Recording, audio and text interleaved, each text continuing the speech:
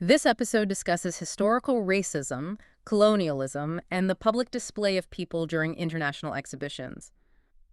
Some listeners may find parts of this history disturbing.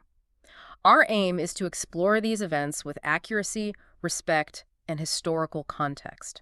So I want you to imagine, just for a moment, that you are walking through the gates of a grand international exhibition in the late 19th century. Like one of the massive World's Fairs. Right, yeah. One of those huge World's Fairs. It's a crisp afternoon, and you're just surrounded by the absolute cutting edge of human achievement. The atmosphere would just be entirely intoxicating. Yeah. I mean, it's difficult for us today with the internet and, constant global news to really grasp what these events represented at the time. Oh, for sure. They were the ultimate celebrations of modern civilization. Like if you were walking those grounds, you were probably hearing the hum of early electricity for the very first time in your life.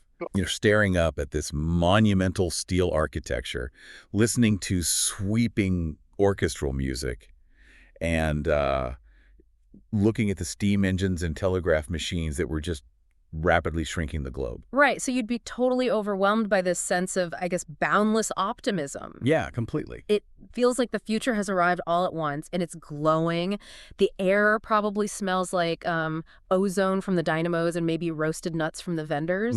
And as you're taking in all these technological marvels, your companion tugs your sleeve and tells you there's a specific pavilion you just have to see. Right. They call it the Village. So you follow the crowds moving away from all those grand halls of industry, and you might be expecting to see like innovative new building materials or perhaps architectural models of distant places. Right. You turn the corner expecting an exhibit on exotic architecture, Yeah. but the attraction isn't the buildings. Right. It's the people. Yeah, you find yourself looking at an entirely artificial village built right there on the manicured fairgrounds. Which is just wild to think about. It is. And inside the bamboo fences or the transplanted dirt were human beings. Right. People brought in from colonized territories across the world, and they were instructed to live out their everyday activities for the entertainment of the crowds. So you have thousands of visitors, dressed in their Sunday best, the bowler hats and corsets, just standing around watching other human beings cook meals, weave baskets, talk to each other. Yeah, as a spectacle. It's, I'm trying to find the right analogy for it. It feels like walking into a natural history museum, looking at one of those painted dioramas behind the glass, Oh, right. but suddenly realizing the figures inside the display are living, breathing people. Nah. Placed right next to the new agricultural plows and the steam engines. Like, how could that even happen? Why would anyone think this was acceptable? Well, and you're not looking at a small, localized anomaly either. No. No, to understand the gravity of this, we really have to look at the global scale. These displays were a cornerstone of international exhibitions all across Europe and North America. Really? Yeah, Paris, London, Chicago, St. Louis.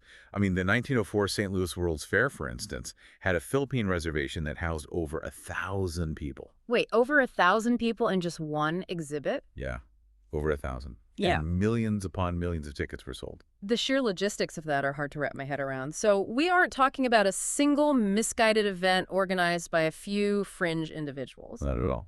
We're talking about a systemic, incredibly popular international industry. It was a massive enterprise. The attendees were viewing people from Africa, Asia, and the Americas just placed into these fabricated environments. Right. And the pitch to the public was simple. It was, you're getting a glimpse into the far untouched reaches of the globe, all without ever having to leave your home country. The scale is what makes it so difficult to process for me, which means if we want to really understand the mechanics of how this operated, we kind of need to trace the threads of one specific event. Yeah, that's a good approach. So looking closely at the 1897 Brussels International Exposition in Belgium, I think the underlying motives start to become very clear. Oh, Brussels in 1897 is the perfect lens for this. Right. Because behind the pageantry of that specific exhibition was this highly calculated, deeply pragmatic motivation. King Leopold II of Belgium used this massive public gathering to essentially run a promotional campaign for his colonial project. The Congo Free State. Yeah, the Congo Free State. Hold on, though. Promotional campaign makes it sound like a corporate activation. Are you saying he funded a World's Fair exhibit just to get investors? Essentially, yes. Wow. I mean, the political context here is key. At that time, the Congo Free State wasn't a traditional Belgian colony. Right. It was King Leopold's private property. He owned it personally. Which is a whole other level of crazy. It is. And he was facing a severe problem. The colony was bleeding money, and rumors of horrific violence and exploitation were just beginning to leak out into the international press. Okay, so he needs to legitimize his control, secure new financial investments, and I guess convince the Belgian public that his endeavors in Central Africa are actually noble. He needed a physical demonstration. He needed to show the public what he claimed to be bringing civilization to. And the solution they orchestrate is just staggering. They decide to construct a sprawling, recreated Congolese village right there in Tervuren, which is a suburb of Brussels. Yeah. And to populate this artificial village, they transport more than 250 Congolese men, women, and children all the way to Belgium. Just think about the physical reality of that journey for a moment. Yeah. You're moving hundreds of people from the tropical climate of Central Africa to late 19th century Belgium. The shock to the system. The drastic shift in weather, the exposure to new, completely unfamiliar diseases, and the sheer psychological disorientation of being placed into this performative environment. Right, because they were required to row canoes on the artificial lakes, weave fabrics, perform traditional dances, just day in and day out. Yeah, constantly on display. While throngs of European spectators stared at them and sometimes even threw food or coins over the fences as if they were feeding animals in a park. And the environment was incredibly hostile. The Belgian summer that year was uncharacteristically cold and damp. Oh, man. And the participants were housed in substandard, drafty conditions. Because they wanted it to look authentic. Yeah, the buildings were designed to look authentic to the European eye, not to actually provide warmth or shelter in Northern Europe. The conditions took a devastating toll. 7 of the Congolese participants died during this exhibition. 7 individuals. 7 people. You hear a number like that and you just have to stop and think about the reality of it. People who had families and lives and their own histories buried thousands of miles away from their home, all for this temporary public spectacle that was designed to fix a king's public relations problem. It's a profound tragedy. And, historians today still grapple with the exact nature of how those 250 individuals were recruited. The tragic loss of those 7 lives is an undisputed historical fact. But the nuances of their journey remain complex. Some may have been forcibly coerced, while others might have entered into contracts or agreements, perhaps entirely unaware of the bizarre and degrading reality that actually awaited them in Brussels. Regardless of what a piece of paper might have said before they boarded the ships, the reality they faced upon arrival was an environment explicitly designed to reduce their existence to a curiosity. Yeah, completely reduced. Which forces an incredibly uncomfortable question. You think about those 7 deaths and the apathy required by the crowd to just keep watching the exhibits. Instead of asking how the organizers pulled this off, we have to look at the people buying the tickets. Right. Why did ordinary, decent people walk through those gates and accept this? To answer that, we really have to examine the social structures of the era. Okay. The people attending these fairs were not walking into those villages thinking they were participating in something horrific. They were taking their cues from the absolute authorities of their time. The power of institutional backing. Exactly. I mean, yeah, for sure. Like, if you're a citizen in 1897 and you walk into an exhibition that is heavily sponsored by the state, officially opened by the king, and lauded on the front page of every daily newspaper, your critical defenses are naturally lowered. Yeah, you assume the people in charge have vetted this. You trust them. You do. And what the authorities were telling the public was that these displays were an educational imperative. Educational. Wow. This is where we see the introduction of concepts we now recognize as racist pseudoscience. Right. Newspapers and the top academics of the era framed these villages using the language of anthropology and ethnography. So they dressed up prejudice in the language of science. They made the spectators feel like they were engaging in serious intellectual study. They created a narrative of linear human progress, a concept often tied to social Darwinism. And the fairs were designed to physically, spatially map this out for the visitor. Wait, explain how that physical mapping worked. How did they use the layout of the fair itself to manipulate people? It was brilliantly, darkly effective. The organizers would place the grand, gleaming white halls of machinery and industry, representing the supposed pinnacle of European civilization, at the center of the fairgrounds Right. and often elevated on a hill. Yeah. Then, deliberately juxtaposed against that, they would place the recreated villages in the wooded areas or lower valleys. So it's a literal physical staircase of human evolution. Yeah. You start at the top with the dynamos and the steel, and you physically walk down into the valley, which they're telling you is a walk back in time. The spatial layout did the psychological work for them. That is so manipulative. The public was being taught by the leading scientists of the day that they were observing the earlier primitive stages of human development. Mm-hmm. It was presented not as a circus act, but as an objective scientific demonstration of where humanity had come from and where it was going. It's terrifying how easily intelligence can be weaponized.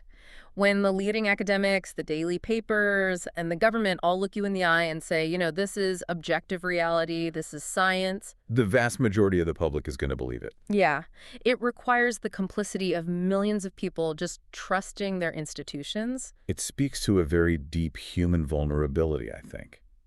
We rely heavily on the consensus of our culture to help us navigate reality. We have to. Right. And if the cultural consensus tells you that a specific group of people is fundamentally different or less developed, it creates this vast psychological distance. It turns living individuals into symbols. And once a person becomes a symbol, like a representation of a primitive past, empathy is essentially switched off. Yeah. You aren't looking at a freezing child or an exhausted man, you're looking at an exhibit.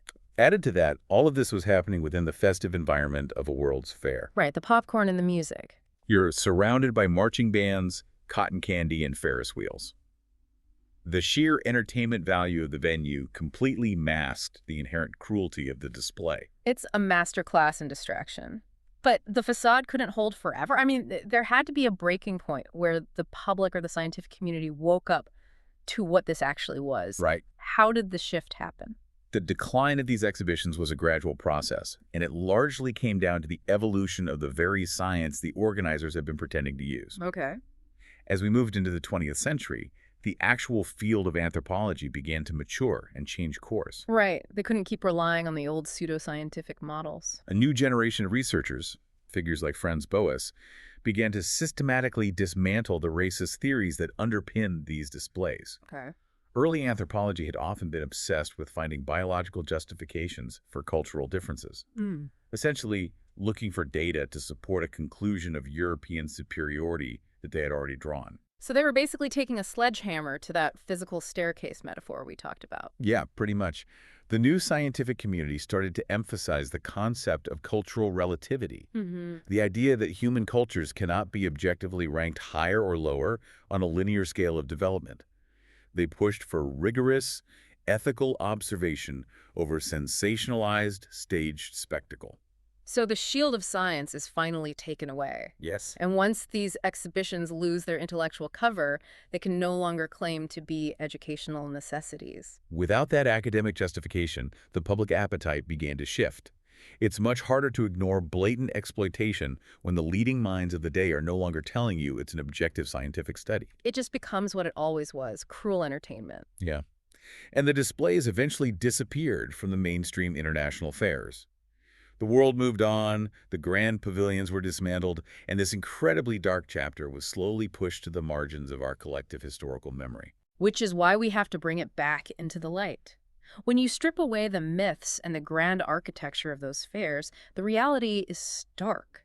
Millions of people attended these exhibitions. Oh, millions. They were undeniably real.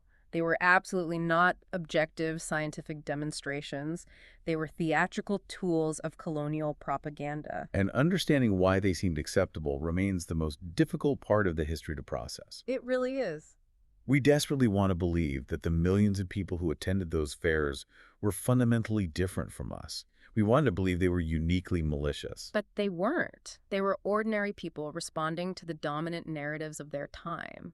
They were trusting their educators, their media, and their leaders. Which serves as a haunting warning about the mechanics of dehumanization. Yeah. This history shows us, with terrifying clarity, how easily authority, education, and culture can work together in lockstep to normalize harmful ideas. It doesn't happen overnight.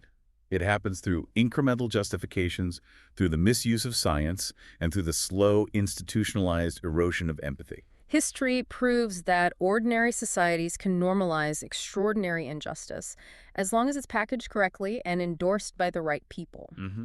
Which leaves us with a pretty heavy thought exercise. If the people of 1897 could be so absolutely certain of their worldview, so convinced by their experts and their institutions that they couldn't see the humanity of the people sitting right in front of them, what shapes our moral blind spots today? What are the narratives that our own authorities, our own media, and our own cultural consensus are reinforcing right now?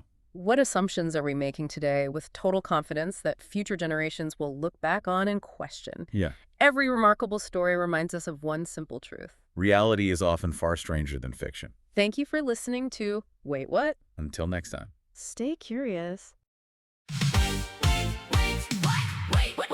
Wait.